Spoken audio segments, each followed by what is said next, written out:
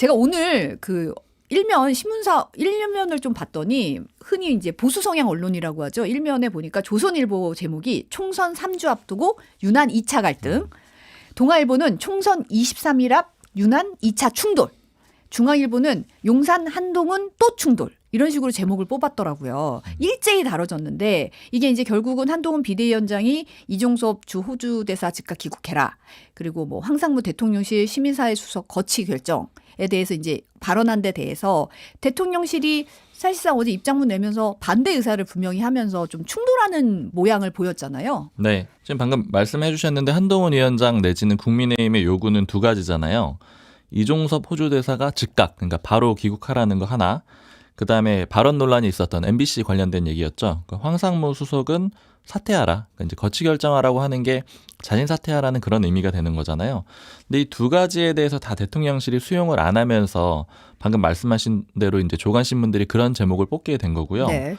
좀 대통령실 입장은 기본적으로는 둘 다 법적으로 문제가 없다라는 입장이에요. 네. 그러니까 이종섭 호주 대사 같은 경우에는 이미 이제 6개월 이상 조사를 해놓고 부르지 않아가지고 추가적으로 빨리빨리 수사 진척을 안 한 공수처가 잘못한 거다 이런 입장이고, 그 다음에 그 황 수석 같은 경우에는 발언 실수라는 점은 인정을 하고 있는데 실수한 게 뭐 법적으로 잘못된 것도 아니고 그 다음에 한 번 실수한 거 가지고 물러나야 되느냐 이런 입장이거든요. 그리고 지금 기본적으로는 토요일에 사과를 했었고 그 다음에 이 사과라고 그 다음에 여러 가지 지금 해명들이 나오고 있잖아요. 당시 발언에 뭐 이런 취지였다 이런 글들도 좀 나오고 이런 상황인데 결국 이런 얘기는 물러나지 않겠다라는 얘기죠. 그러니까 만약에 이제 사퇴시킬 거라고 하면 이런저런 뭐 설명들을 한다라거나 아니면 사과를 한다라거나 이런 조치를 안 했는데 대통령실은 일단은 내보내고 싶지 않다라는 그런 입장이기 때문에 좀 당하고 대통령실이 다시 한번 의견 차를 뚜렷하게 드러내면서 좀 갈등을 빚는 그런 구조가 있고요. 이게 이제 예전에도 좀 짚어드렸던 것 같은데 1차 유난 갈등이 있었잖아요. 네. 그때 1차 유난 갈등 때 제가 국민의힘의 뭐 주요 관계자한테 들었던 표현 중에 한 가지가 선이 좀 명확하게 그어졌다. 그 얘기는 뭐냐면 한동훈 위원장이 어디까지 할 수 있는지에 대해서는 선이 안 그어졌고 이 얘기는 그러니까 용산이 불편할 수 있는 어떤 행동들, 그러니까 뭐 예를 들어 김건희 여사 관련된 뭐 특검이라든가 여러 가지 사과 요구 이런 문제에 대해서 한동훈 위원장은 선을 안 그었다. 어디까지 갈지 모른다. 즉 총선에 어려워서 총선에서 이길 수 있는 뭐 여러 가지 방법으로 그게 동원이 돼야 된다라고 하면은 할 수 있다. 그래서 선이 안 그어졌는데 반대로 용산 같은 경우에는 적어도 총선 때까지는 한동훈 위원장을 내보낼 수는 없다. 그러니까 이런 식의 선이 서로 다르게 그어졌다라고 말씀을 드린 적이 있었거든요. 네. 즉 이 얘기는 한동훈 위원장은 어쨌든 총선 승리를 하지 못하면 어떤 방식으로든 그 미래가 없어요. 정치적으로. 총선은 무조건 이겨야 되는 겁니다. 이겨야 네. 되다 보니까 용산과 갈등을 빚더라도 결국 민심이 이걸 필요로 한다라고 생각을 하면 발언을 할 가능성이 있는데 그렇게 이제 예측했던 게 이제 다시 한번 좀 도드라진 거죠. 최근에 그 공천이 끝나고 나서 정권 심판론 다시 부각되고 그다음에 용산발 여러 가지 악재들 그리고 또 의대 정원 문제도 처음에는 지지율 호재라고 봤는데 뚜렷하게 이제는 좀 해결되지 않는 기미가 있고 장기간 이어지면서 국민들이 불안해하고 이런 면들이 좀 살아나고 있거든요. 네. 즉 전체적으로 좀 안 좋다라고 판단이 드니까 이제 국민들이 원할 법한 그런 얘기들을 꺼내기 시작했다. 이렇게 되면서 또 대통령실하고 갈등을 빚는 상황이라고 보시면 될 것 같아요. 근데 사실 이제 어제 국민의힘 위성정당인 국민의 미래 비례대표 공천명단이 공개가 됐는데 명단이 공개되니까 친윤 핵심인 이철규 의원이 공개적으로 아쉽다면서 반발을 했어요. 그러니까 유난 갈등이 재점화되면서 확전될 수 있다는 얘기까지 나오고 있거든요. 이게 사실은 그냥 같은 그림이라고 보시면 될 것 같아요. 그러니까 같은 제가 그림이다. 네, 이게 지금 전체적으로 하나의 유난 갈등인데 여러 측면으로 드러나고 있는 그런 상황이에요. 그러니까 본질은 같고 양상이 여러 가지로 나타나고 있다라고 보면 되는데 네. 지금 이제 이철규 의원이 비례대표 명단에 대해서 불만을 얘기했잖아요. 네. 제가 그 당 사람한테도 물어보고 그다음에 뭐 여권이라고 할까 용산 쪽 사람들한테도 좀 고루 물어봤을 때는 지금 그림 자체가 좀 걱정들을 많이 해요. 이거 공멸하는 거 아니야? 이런 식의 얘기들을 하는데 이게 무슨 공멸하는 얘기냐면 거 아니야? 네, 왜냐면 용산은 아까 말씀드린 대로 당이 요구하는 걸 안 들어줬잖아요. 네. 근데 당 입장에서는 용산 입장에서는 당이 왜 저렇게 비례대표 공천을 해? 당은 뭐 하는 거야? 이런 불만들이 있는 거예요. 그러니까 아까 그래서 뭐 관계자 여권 관계자 표현은 서로 지금 마음대로 하고 있는 거 아니냐. 그러니까 당도 마음대로 하고 용산도 마음대로 하고 지금 이제 감정이 좀 상한 상태가 아니냐 이렇게 좀 얘기들을 하고 있거든요. 이철규 의원이 문제 제기한 거는 어제 페이스북에 글을 썼기 때문에 좀 명확한데 네. 비례대표를 연속으로 2번 배려하지 않는다는 오랜 관례가 깨졌다. 이 얘기는 이제 현재 지금 비례대표 의원이 김혜지 의원이거든요. 네. 그리고 비대위원이기도 했죠. 한동훈 비대위에. 그러다 네. 보니까 이 사람이 다시 받은 거에 대해서 명확하게 좀 지목을 했고요. 그다음에 주기환 전 강주시당 위원장이 24번 받았는데 비례대표 후보를 사퇴했어요.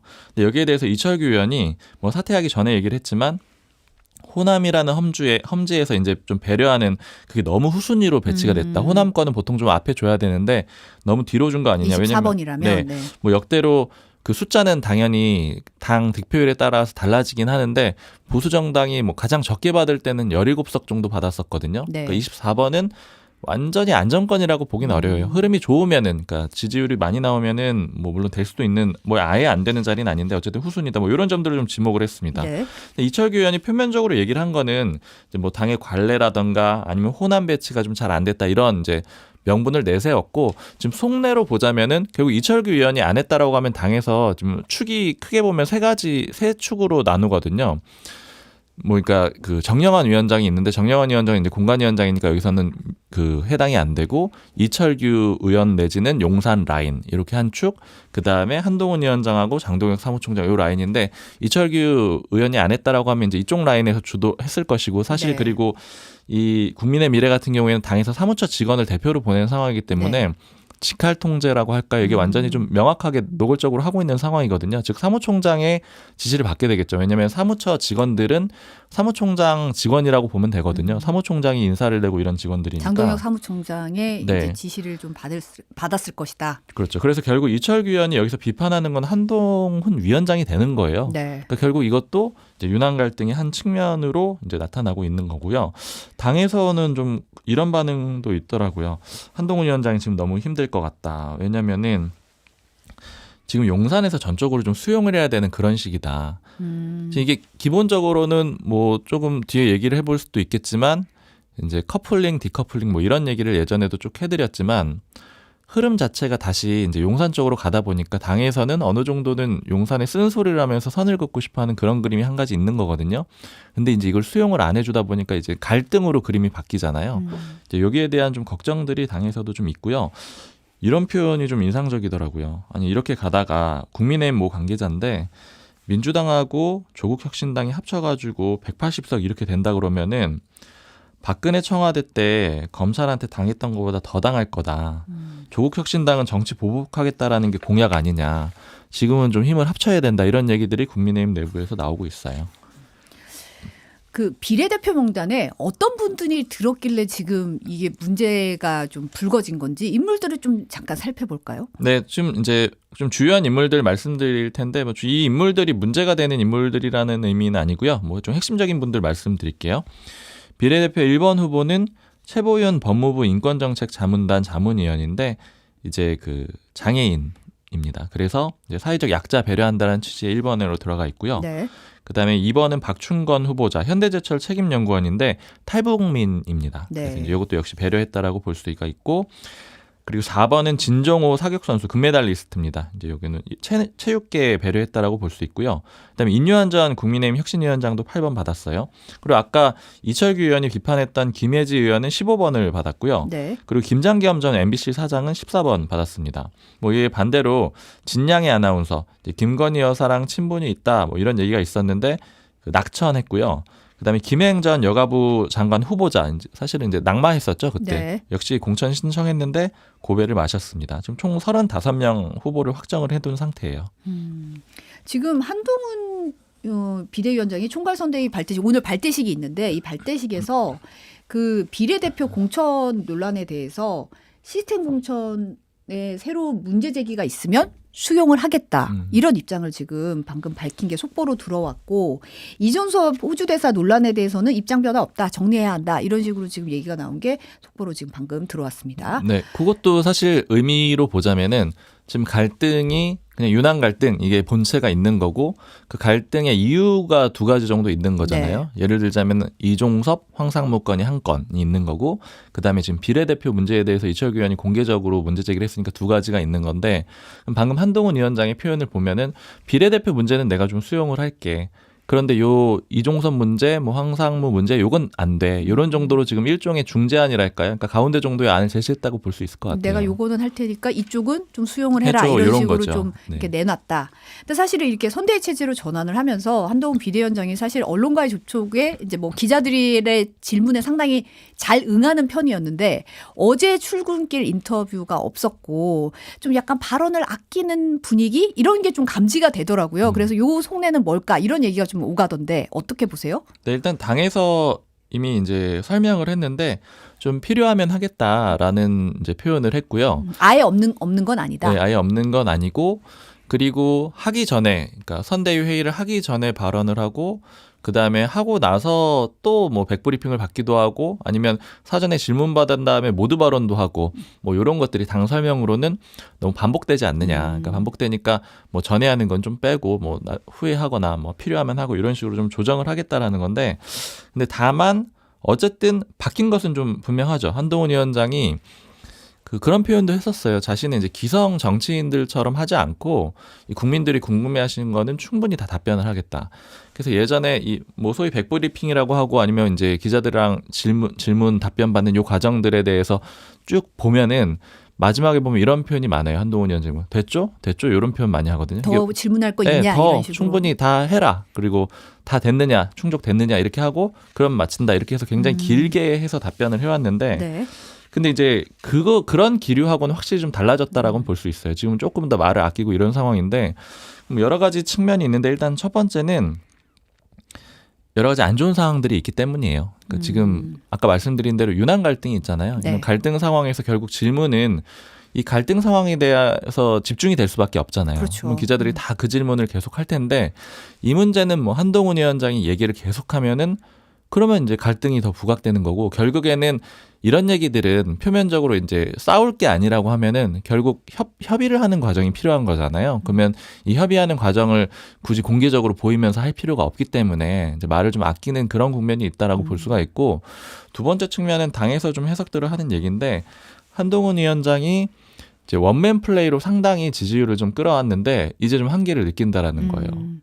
결국 발언이 너무 많아지면은 그 피로도가 좀 높아지고 그다음에 말도 반복이 될 수밖에 없고 새로운 내용도 좀 줄어들게 되고요. 그리고 한동훈 위원장의 포지션이 물론 유난 갈등이 앞서서 있었고 이번에 또 2차적으로 있고 목소리도 내고는 있지만 그러나 그렇게 뭐 마음 편하게 뭐 용산을 비판하고 이런 관계는 기본적으로는 아니잖아요. 그렇죠. 왜냐하면 용산에서 어느 정도는 인정을 해줘서 취임하게 된 비대위원장이기도 하고 그다음에 윤석열 대통령이나 김건희 여사의 관계도 굉장히 오래된 관계고 그러니까 마음 편히 막 비판할 수 있는 그런 입장은 전혀 아니거든요. 예를 들어서 뭐 안철수 의원이라던가 나경원 전 의원은 선대위원장 되고 나서 공동선대위원장 되고 나서 마음껏 비판을 하잖아요. 네. 전혀 다른 입장이기 때문에 그때 공동선대위원장을 임명을 한 것도 좀 이제 수도권의 민심 같은 거 조금 더 편하게 얘기하게 하는 그런 언론을 터준 거 아니냐 이런 해석들이 있었거든요. 즉 그런 거랑 맞물린 거죠. 이 사람들이 이제 얘기를 하고 한동훈 위원장은 좀 뒤로 빠져야 되는 시점 아니냐 이런 것들이 좀 겹치면서 이렇게 이제 발언을 좀 줄이는 이런 흐름이 좀 나타난 것 같습니다.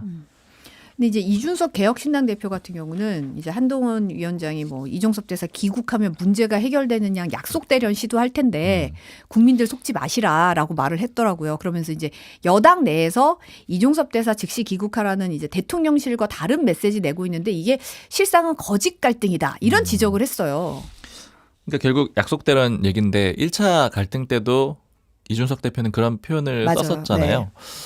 근데 이건 제가 궁금해하시는 분들도 많고 해서 방송 때도 언급도 많이 하고 따로도 알아보고 했을 때 1차 갈등 때는 확실히 약속대련이라고 보기 좀 어려웠고 그다음에 이제 2차 갈등은 또 약속대련이냐 이런 얘기들이 나왔던 게 사실은 그제 한동훈 위원장이 오전에는 이종섭 대사에 대해서 언급을 안 하다가 퇴근길에 얘기를 하거든요. 네. 즉시 귀국을 하는 게 맞다라는 취지로 얘기를 하고 그날 9시에 KBS 뉴스에서 이종섭 대사가 인터뷰를 해가지고 단독 인터뷰였죠. 네, 인터뷰를 해서 내가 뭐 부르면 그 공수처에서 소환을 하면 갈 수 있다 뭐 이런 얘기를 했기 때문에 좀 합의 맞은 거 아니야? 용산이랑 소통이 된 거 아니야? 이런 얘기들이 나왔는데 지금 결과적으로 좀 얘기들을 다시 들어보면 지금 불만들이 많이 쌓여 있는 건 좀 사실인 것 같아요. 불만들이 많이 쌓였다. 뭐 당이든 용산이든 그래서 이게 약속 대련이라고 보긴 좀 쉽지 않을 것 같고 그리고 모 관계자랑 오늘 얘기하는데 그 얘기를 하더라고요.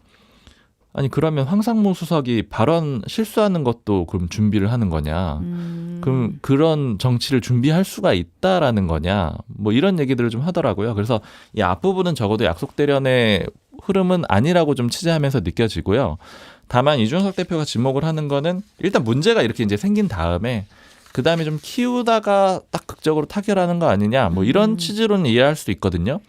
뭐 그럴 가능성은 좀 있을 수 있을 것 같아요. 왜냐면 어쨌든 이게 결과적으로는 해결을 하지 않으면은 여권 내에 굉장히 좀 걱정들이 많은 상황이거든요. 네. 안 그래도 지지율이 안 좋은데 갈등으로 비춰지고 그 다음에 뭐 여러 가지 곤란한 지점들이 굉장히 많이 있는 상태잖아요. 그러니까 해결을 하게 되면 그건 이제 결과론적으로도 그럼 뭐 약속 대련이었네 이렇게 뭐 평가를 할 수도 있겠지만 어쨌든 중간 과정에서 이걸 의도해가지고 갈등을 만들거나 이런 상황은 전혀 아닌 것 같고요.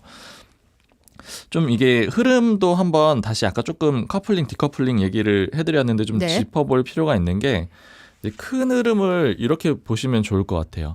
그러니까 한동훈 위원장이 오면서 그 정권 심판론, 그러니까 윤석열 대통령의 지지율이 낮았던 게 잠시 괜찮았었죠. 그 좀 끌어올려졌었죠. 한동훈이라는 사람을 새롭게 내세우면서 그리고 이제 공천도 비교적 갈등 없이 중재를 해가지고 처리를 하면서 한동훈 위원장이 하니까 좀 다르네 이렇게 하면서 국민들이 국민의힘에 대해서 지지율이 좀 높아지고 윤석열 대통령에 대한 지지율도 뭐 일부 높아진 면은 있지만 그 이제 의대 정원 문제라든가 이런 거 이제 별개로 가는 그 디커플링 현상이 쭉 있는 상황이었는데 이런 상황이 쭉 되고 나서 민주당에서 이제 얘기했던 거는 3월 되면은 달라질 거다. 다시 정권 심판론이 부각될 거다. 이런 식으로 예고를 했던 거잖아요. 네. 그랬던 이유는 공천이 끝나면 당에서 할 일이 별로 없어요.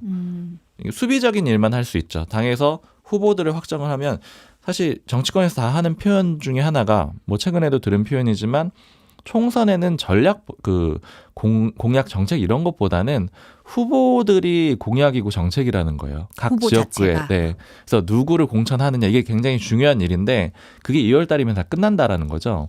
그리고 나면 이제 당이 할 일은 별로 없고 그다음에 할 수 있는 건 수비적인 그 리스크 관리, 그러니까 위기 대응을 하는 거거든. 지금은 그 국면이었죠. 그렇죠. 그러니까 최근까지 뭐 후보 공천을 취소한다거나 아니면 뭐 막말을 단속을 한다거나 이런 것들은 리스크 관리 차원을 이제 당에서 할 수 있는 건데 이런 건 좀 수비적인 이슈예요. 그러니까 뭐 적극적으로 공격적으로 지지율을 가져온다기보다는 이탈하고 사람들이 이 반감 커지는 걸 막는 그런 정도의 조치인 거잖아요. 그러니까 예를 기업으로 치자면 문제가 생겼을 때 어떻게 잘 대응을 하나 이런 걸 이제 국민들이 보는 그런 시점인데 그런 국면이다 보니까 결국에는 다시 돌아와 보니 여당 입장에서는 여당 프리미엄을 얘기하는데 그 정책의 주체는 결국 용산 대통령실과 정부인 거고 그래서 예를 들자면 의대 정원 문제 지금 굉장히 중요하고 그다음에 민생 토론회에서 나오는 여러 정책들도 굉장히 중요한 상황이 됐잖아요. 그러다 보니 다시 커플링이 된다라는 거죠. 같이 간다. 네, 당과 용산은 결국 다시 같이 갈 수밖에 없는 거고 특히 이런 상황에서 뭐 이종섭 대사가 출국하면서 생긴 문제들 그리고 또 황상무 수석의 발언 논란 이런 것들도 다 용산에서 나오고 있잖아요. 그럼 용산에서 생기는 문제를 국민들이 국민의힘하고 완전히 분리해서 볼 거냐. 이제 그게 좀 아니게 되는 이런 상황이 다시 오다 보니까 이제 다시 국민의힘은 한동훈 위원장이 나서가지고 뭐 비판적인 얘기도 하고 하면서 분리시키려고 하는 전략을 계속해서 쓰는 거고 민주당에서는 여봐라 역시 정권 심판론으로 가지 않느냐 이렇게 하는 그런 그림이라고 봐야 될 것 같아요.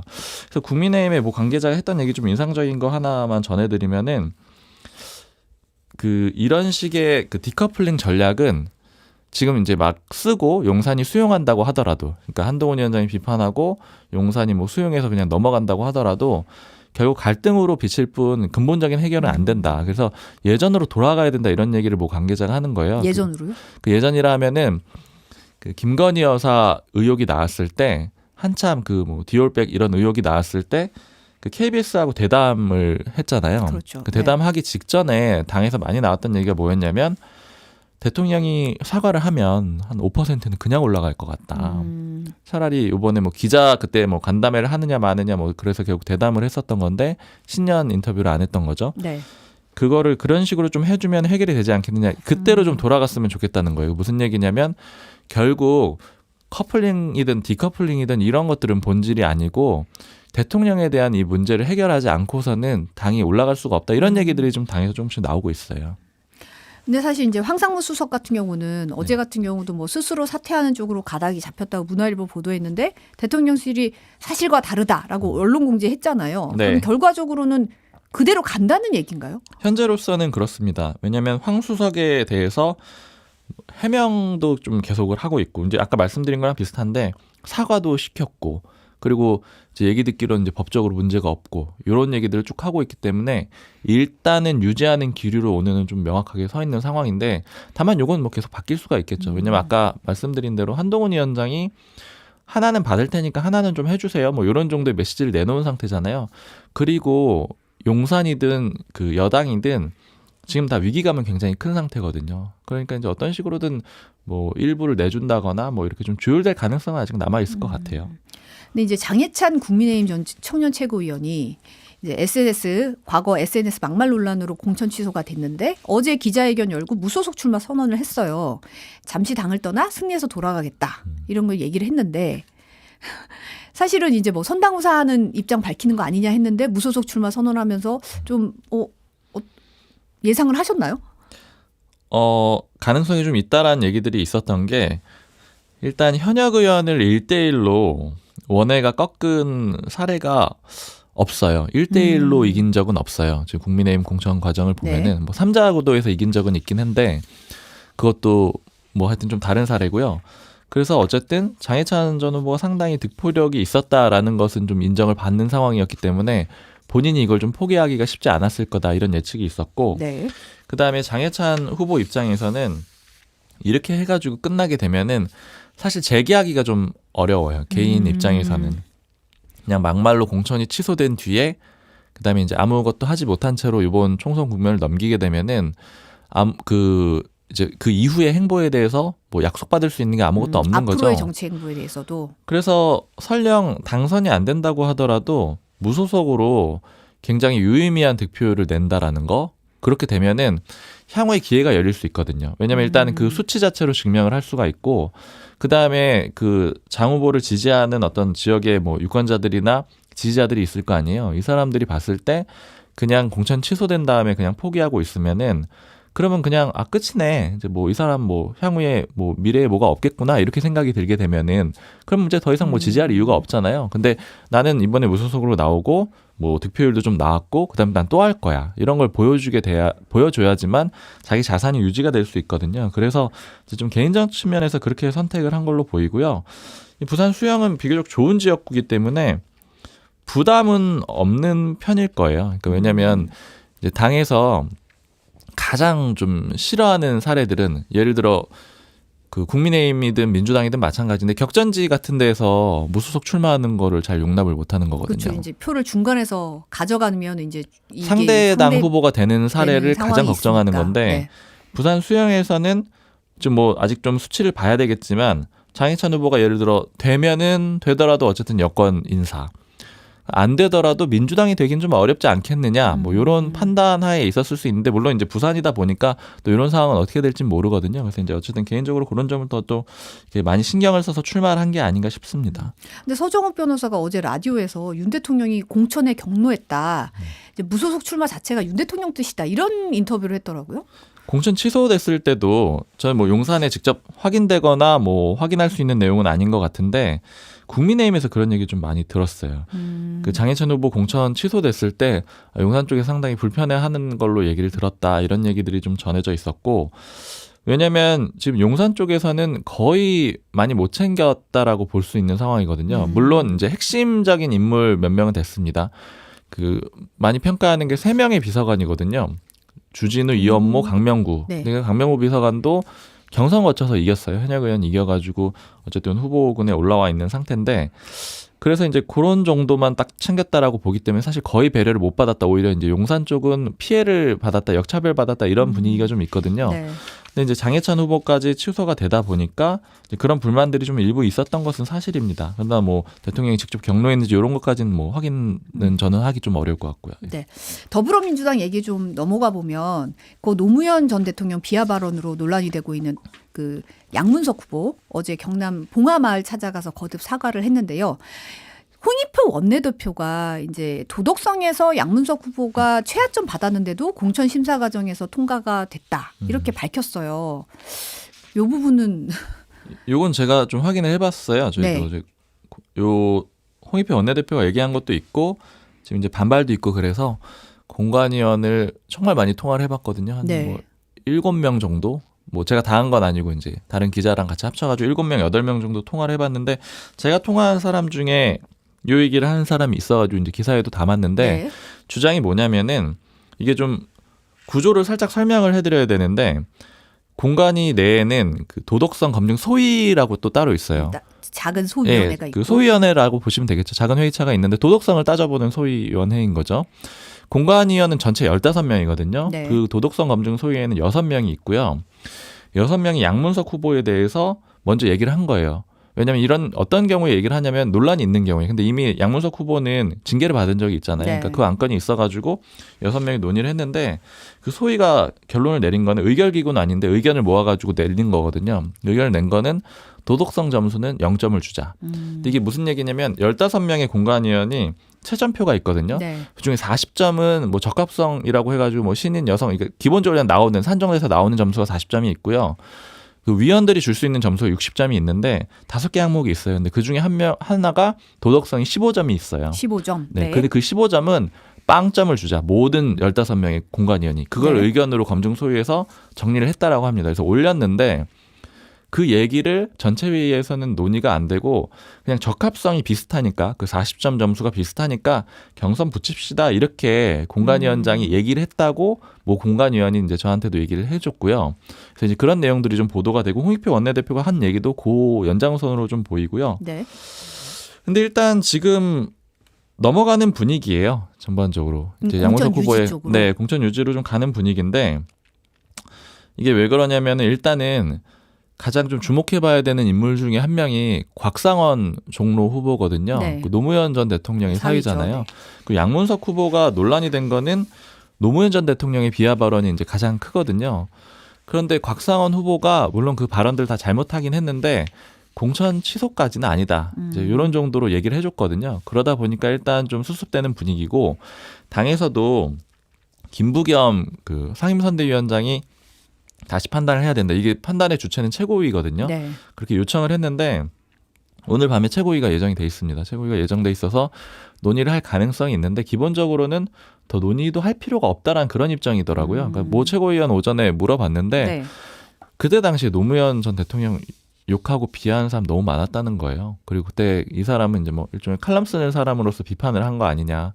그 정치인에 대한 비판은 이재명 대표가 했던 얘기죠. 뭐 그냥 뭐 어느 정도는 수용을 해줘야 되는 거 아니냐 이런 분위기고 또 곽상원 후보가 좀 뭐 수습을 해주는 그런 그림도 있고 해서 당에서는 일단 양문석 후보는 넘어가겠다라는 거고 근데 이제 정봉주 후보권하고는 좀 다르다고 보는 거죠. 정봉주 후보권은 그 이제 그 피해자들을 좀 다시 한번 그 좀 놀리는 듯한 그런 표현이 있었던 거잖아요. 네. 그 뭐 경품으로 준다든가 이런 표현들을 썼고 그다음에 특히나 당에서 공천 취소의 이유로 들었던 거는 거짓말 사과 논란.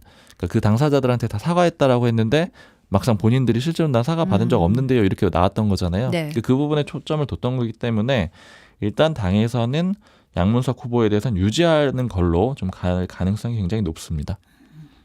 마지막으로 조국 혁신당도 비례대표 후보 순번을 정했잖아요. 네. 네. 그 좀 주목해 볼 건 역시 조국 대표가 예상대로 2번을 받았습니다. 그러니까 남자를 통상적으로 2번을 많이 주는데 2번에 네네. 낙점해서 1위로 올라갔다라고 보면 되고요. 네. 그럼 여성이 1위를 받게 되는데 박은정 검사가 1위를 받게 됐습니다. 그리고 또 주목해 볼 만한 사람은 신장식 당 수석 대변인 변호사죠. 네. 4번을 받았고요. 김준영 전 국립외교원장 6번 받았습니다. 그 황운하 의원도 네, 뭐, 상위권에 있어요. 네. 네. 검찰 개혁 기조 이제 선명성이 좀 보이는 비례대표들이 보이더라고요. 네, 조국 근데- 혁신당은 명확하죠. 명확하죠. 근데 이 와중에 이제 어제 같은 경우에 이재명 대표가 민주당 몰빵론을 얘기를 했더라고요. 이제 우군보다는 아군이 많아야 된다. 이게 결과적으로 이제 조국혁신당이 워낙 지지율이 높으니까 더불어 이제 미래연 네, 더불어 더불어 미래연합. 민주연합. 민주연합. 네. 민주연합. 네. 더불어 민주연합에 이제 좀 표가 너무 가는 거 아니냐 이런 우려가 나오면서 이제 몰빵론이 나온 것 같은데 여기에 대해서 이제 조국혁신당은 어떤 입장이에요? 오전에 좀 물어봤어요. 그 신장식 수석 대변인한테 물어봤거든요. 네. 뭐 실명 공개해도 될 것 같아서 기사에도 넣었기 때문에 물어봤는데 이제 진민비조보다 지민비조. 네, 지민비조 한번 설명을 드리면 지역구는 더불어민주당을 뽑으러 갔다가 이왕 투표장에 갔으니 비례대표는 조국혁신당을 찍어달라 이런 취지거든요. 네, 신장시 그 대변인이 굉장히 이렇게 많이 얘기했던 미는 표현이었죠. 용어더라고요. 근데 지민비조. 이제는 네. 이제 표현을 좀 뒤집어가지고 비조지민으로 가야 된다. 비조지민. 그러면 이제 순서만 바뀐 건데 비례대표는 조국혁신당을 찍어주고 이제 지역구는 민주당을 찍어달라 이 얘기인데 이게 뭐 어떤 의미 차이가 있는 거냐면 앞에 거 지민비조는 민주당 찍으러 갔다가 조국혁신당도 좀 찍어주세요. 이렇게 좀 수동적인 거죠. 그러니까 종속변수랄까요? 민주당 찍고 그 다음에 조국혁신당 찍어주세요. 이렇게 하는 얘기인데 비조지민은 뭐냐면 비례대표 조국혁신당 찍으러 갔다가 민주당 지역구도 찍어주세요. 이런 얘기예요. 그러니까 우리 보고 와서 찍어주신 다음에 민주당도 도와주세요. 이런 얘기거든요. 자신감이 느껴지는 얘기예요. 맞아요. 그러니까 자신감을 일단 보인 측면이 한 가지가 있는 거고요. 그 다음에 지금 몰빵론 이제 이런 표현이 나왔잖아요. 그러니까 거기에 대해서 그 조국혁신당은 우린 여전히 협력 관계다. 그러니까 신수석 대변인이 그런 얘기 하더라고요. 이렇게 그 비조지민을 하게 되면은 지역구에서만도 민주당은 151석 되지 않겠느냐. 1석 될 수 있다. 우리가 파이를 키우고 있기 때문에 야권 전체의 의석수가 늘어나고 있다. 이런 얘기를 하고 있거든요. 즉 이 얘기는 우린 여전히 협력 관계다. 결국 그 조국혁신당은 그러니까 두 가지 좀 아이러니한, 그러니까 모순된 두 가지를 다 강조하고 있는 건데 우리 이만큼 지지율 높기 때문에 우리가 너희 도와줄 수 있는 거야. 이런 걸 강조하는 것이기도 하고 사실 본질적으로는 또 조국혁신당은 민주당이 없이는 또 존재하기 어려운 당인 것도 사실이잖아요. 왜냐면 이제 비례대표만 노린다라는 것도 그런 의미가 담겨 있는 거고요. 그러니까 우린 여전히 또 협력 관계고 민주당 도와줄 거야. 이런 메시지를 동시에 좀 내는 겁니다. 네, 오늘 여기까지 듣겠습니다. 온유한 경향신문 박순본 기자였습니다. 감사합니다. 감사합니다.